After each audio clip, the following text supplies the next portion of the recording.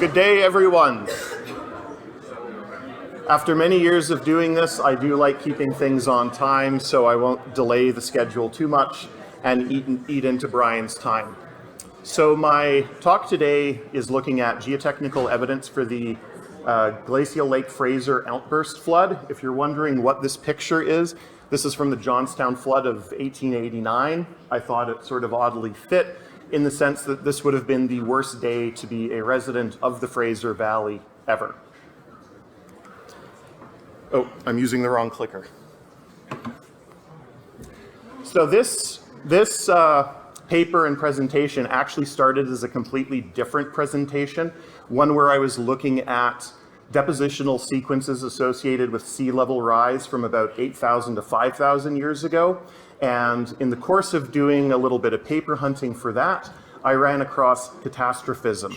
And catastrophism is always very interesting and seductive because something happens quickly. Rather than slow geological processes that are 3,000 years, this is 3 days, maybe 5. And the timing of everything worked out very well. There were 2 papers that had recently been released, one by John Clague and others that looked specifically at the outburst flood on along the Fraser River. That paper looked fairly closely at depositional sequences upstream of Hope because that's where they could see them and that's where they could make their observations. The other useful document was an updated geomorphic map of Whatcom County. So that had been similar to our surficial geology maps done back in the 60s, 70s, and had largely sat idle. So they did a reinterpretation that also included compiling a lot of carbon dates and locations. So that constrains elevations and dates for the flood. From the timing of it, that was likely considered in Clague, but the dates are still useful nonetheless. The last source of information that really tied it together is from Golden Ears Bridge. Here, this is really just luck on my part. I was the one who did the consolidation testing for it. So the oddities of it, for me being new to the lower mainland at the time, it's like, this isn't weird at all. This is just the test results that we get, and it seems to be consistent, all of them. For people more experienced, they had more questions. So the notion that there had been an outburst flood had been sort of lurking around the margins here for a long time. And the 2 great examples of this are the Langley and Linden scoured surfaces. This is how they're shown in the older surficial geology maps. You know, they're noted, but there's not a lot of attention drawn to them. Nor was there a particular flood they could be attributed to. So they're interesting observations, but they're not connected to anything. You know, the advent of LiDAR in particular is immensely useful when it comes to looking at these features because now we can actually see in detail the linear features at fairly high resolution, you know, centimetric, 10 centimeters quite readily. And, you know, now we're looking at the Linden scoured surface, how it appeared in 1976, and then how it appears now in 2021. The important thing about the updated map is they have carbon dates from a bog just above the scoured surface. So this is at about elevation 40. They also had some sites down along a road along the river at about elevation 20. There was a 500-year gap in the C14 dates. So if you go with a 2 sigma age range, the upper ones, the youngest you could plausibly get are about 11,000 years old. The older ones are about 12,500. But if you go to the lower site, the oldest plausible date you could get on a 2 sigma is 11,000 years. So there's a hard separation there in terms of the dating. And that's useful just to sort of bound the event in terms of time and elevation. So for comparison, the scour ridges in the Linden surface top out at about elevation 30. So this is just a cobbled together figure just showing the greater Fraser Delta. You know, in terms of its study, I think it's penalized by the fact that it's in 2 different countries. If 5440 or 49 Columbia had won the day back in the day, this would have been either the Canadian or the US Geological Survey. But we have to share it. So for relative position, we have the, oh, actually, there's a laser pointer on this. I should just use that. So we have the Langley scoured surface, the Linden scoured surface. In terms of the alignment of the Fraser River historically, the USGS interpretation was that the Proto-Fraser exited through the US until roughly 11.7 to 11.3 thousand years ago. In some conversations I've had with Carrie-Anne Lau of BGC, she is, I don't know, I might be speaking too aggressively for her position, she is thinking it might have actually been related to the flood and that the Fraser didn't go along its current alignment until the flood actually opened it up. So in the years preceding the outburst flood, we have multiple processes that are going to be encouraging flow perhaps to start shifting elsewhere. Mount Baker had a particularly active phase between 12,000 and 11,000 years ago. So that would have set material working its way down along the Nooksack alignment currently, which would start blocking up this area. And just another feature of interest, so there's the Little Campbell, or I suppose the Campbell River Delta. So this was a sea marginal delta, 13,000, 14,000 years old.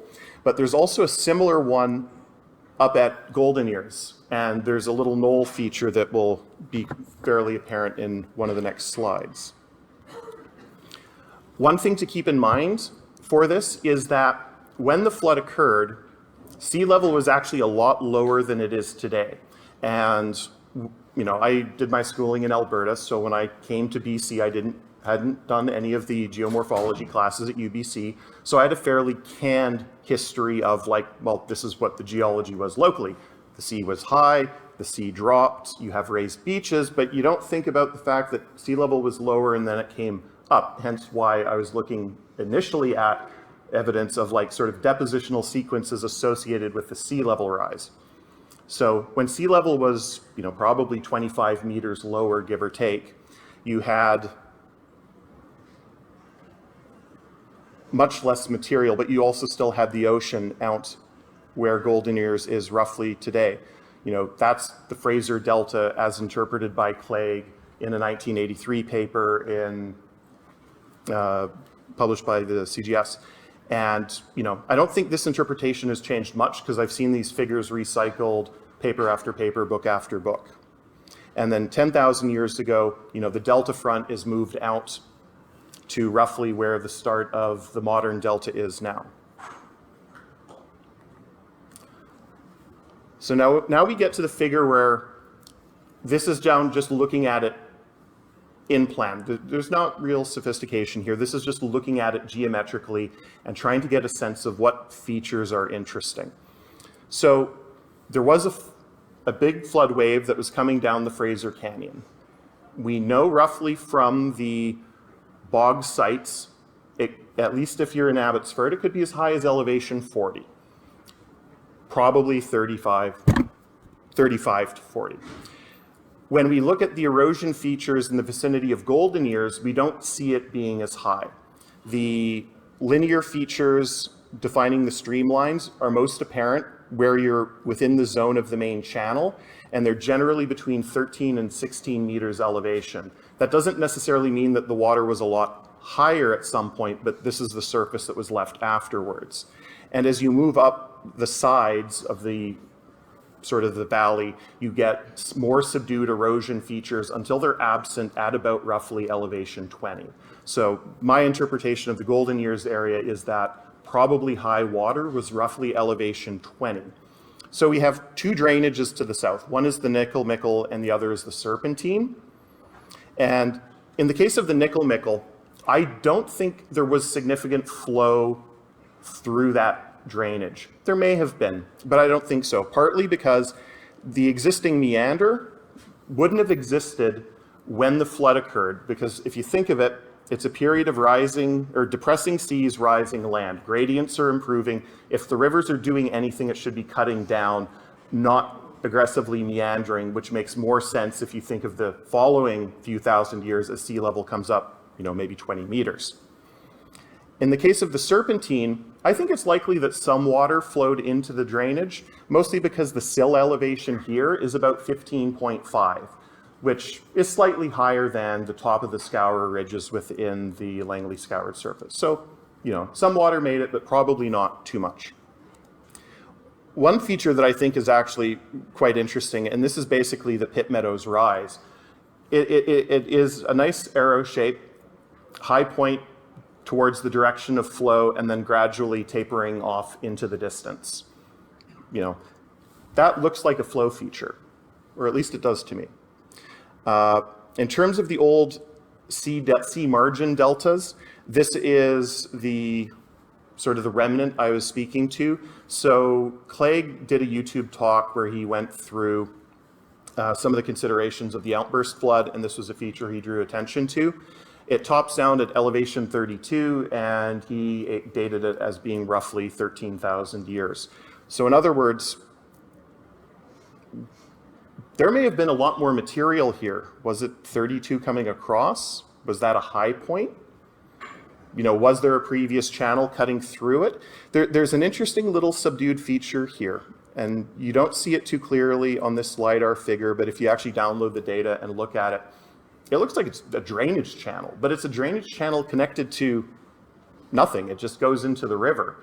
So was this the old sort of the fan surface, delta surface, and this was just surface flow running down it, and then eventually it got bypassed when the river cut through it, maybe before the flood, maybe during the flood? You know, interesting things to consider. So now getting into sort of the meat of the presentation. So when I was doing all of the consolidation tests for Golden Years Bridge, one of the important things was how much over-consolidation is there, because that matters for the settlement interpretation. And at the time, you know, I'm getting these results, and I don't think anything too weird of them. But having done a lot more and broadened my horizons, you know, the Golden Years Bridge ones generally stand out as weird. You know, Richmond, normally consolidated. You might have a crust. Might be good, might be not, but it's predominantly normally consolidated. If you go to the Upper Serpentine Basin, you will often have buried crusts. And for me, this is just indication that, you know, if you went back 6,000, 7,000 years, that was the ground surface. Groundwater table was lower, it desiccated, it built a crust. Sea level came up, and then you get the much weaker deposits overlying it. And then you get to Golden Years Bridge. Now you have situations where you have relatively constant over-consolidation with depth. Okay, how does this come about?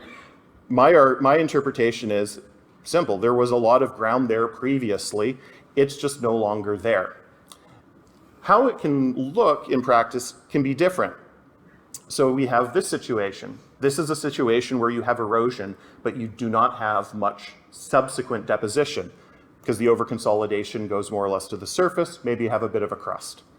Another sequence is you have essentially normally or very low over-consolidated deposits and then a lot of over-consolidation starting at a certain depth. To me, that says that's your scour surface, and then everything above it is the younger deposits post 11,000 years. And then we have a situation where you have deep erosion again, but you have a crust. This was actually a fairly rare one. It didn't show up in many of the CPTs, but that suggests that you had a scoured surface that was then above the prevailing groundwater level, and essentially the ground surface after the flood that was only then subsequently buried when sea level came up. So there are a few hundred of these. I have just sort of, okay, it went away. So there's a few hundred of these, so I just sort of cherry-picked not particularly good ones or particularly bad ones that I thought were just representative of the whole. So CPT 0643, this was the first deep hole for the detailed design phase. So this was on the north bank of the river. And this is a situation where we have some over-consolidation in the younger deposits, but then we get into the deeper deposits, and then we have over-consolidation chugging along at 200 kPa quite happily, and it's even increasing with depth. So if you're going to have the question, well, what about groundwater? Well, we had vibrating wire piezometers, if I recall correctly. There were also dissipation tests. There was a little bit of artesian once you got deep enough, but it wasn't a case where there was groundwater pumping. You know, 0652, this is moving a little bit further north. You know, here we have these younger deposits. We have what appears to be a crust at about a depth of 10 meters. So that's between sea level in the past and what it is today. So that would have had a chance to desiccate under the sun for however many years. You know, it chugs along at 100 kPa and then it steps up to 250 and it continued on down. 0662, so this is by the rail tracks, if I recall correctly. It just, you know, runs along, and we have, you know, our green line and our black line. So the approach for coming up with the calibration factors was essentially just a bounding approach. In other words, we want to capture sort of the lower end of the typical lower end of the range and the upper end of the range, but not try to chase the outliers.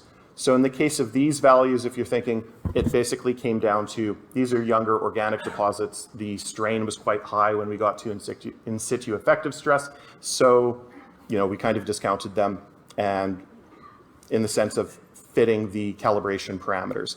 And then when you get to some deeper cones, you know, this is 30 to 60 meters. Here we have consolidation tests saying we have even more over consolidation, and we sort of discounted them. And if you're wondering in terms of reconstructed surface, I'm not using the consolidation test. I'm just using the curve, the fit parameters in 3.4 and 4. So this is illustrations from the Golder data. So here I've changed it, so now it's just a uniform scale at 600 kPa on the top. And this is the highest cone that's within the scour zone. If you go to the next cone, you have a crust that goes to almost 1 MPa, and it just slowly arcs down to 100. You know, good crust, but then constant over-consolidation with depth. We go to the cone next to it. It's a little bit lower. We have more over-consolidation with depth, implying you have more scour. And then you go further along, you have even more scour. 47, you know, 200 kPa pretty much all the way down. 65, 100 kPa pretty much all the way down. I will try to hurry along. So this is an interesting site. This interpretation was made possible through the help of Patrick Horner and Chris Longley at Tetra Tech. So I'd done the consolidation tests, but never had access to the cone data in years past. These produced the most compressible inorganic soils I have tested in the lower mainland. And they provided pristine breaks in the curve, so you could get over-consolidation parameters very, very reliably.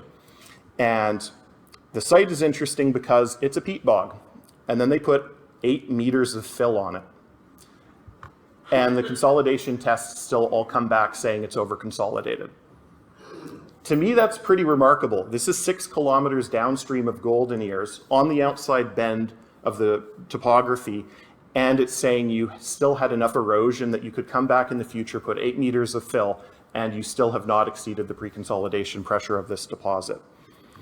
We did a lot of fun tests with this. This was one we were doing 9 kPa load increments. We were holding them for almost a week in some cases. And in a 9 kPa increment, the rate of settlement doubles over a load step, and it just goes on from there. So this is sort of the last main figure. So this is going through the OCD data and just estimating how much eroded material may be present at various points along the Golden Ears alignment. And you can see, you know, on the margins, very little, you know, 0, 3 meters, 4 meters, 5 meters, 8, 9, 12, 4.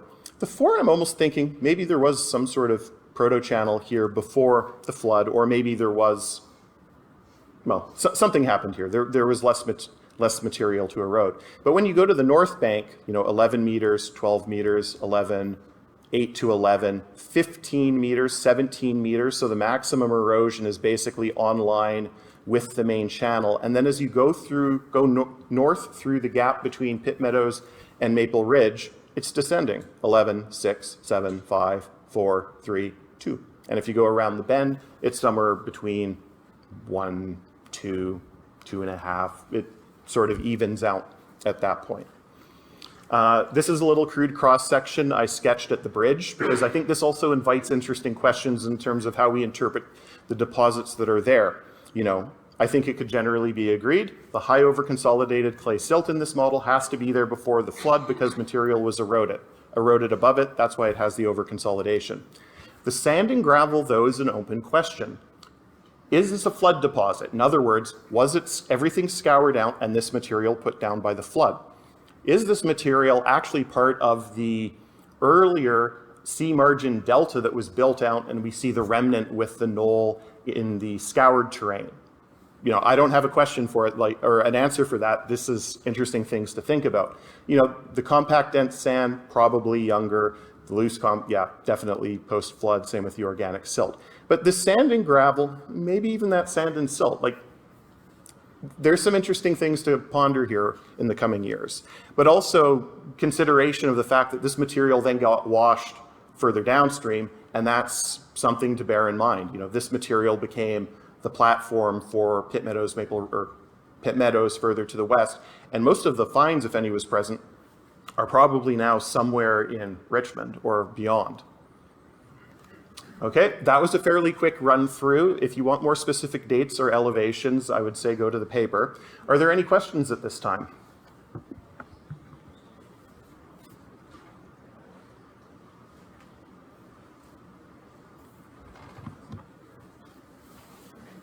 Okay, if not, you can find me at break or lunch. Thank you, sir. Take your own. Thank you, Mark. That was a very interesting case study. I would now like to invite Matthew Yip to the stage, but right before I do, there's a parking ticket that's been found in the foyer, so if anyone's lost one, if you could take a look. Otherwise, they're going to ding you at the end of the day. So yeah, if Matthew Yip could come to the stage and introduce our next keynote speaker.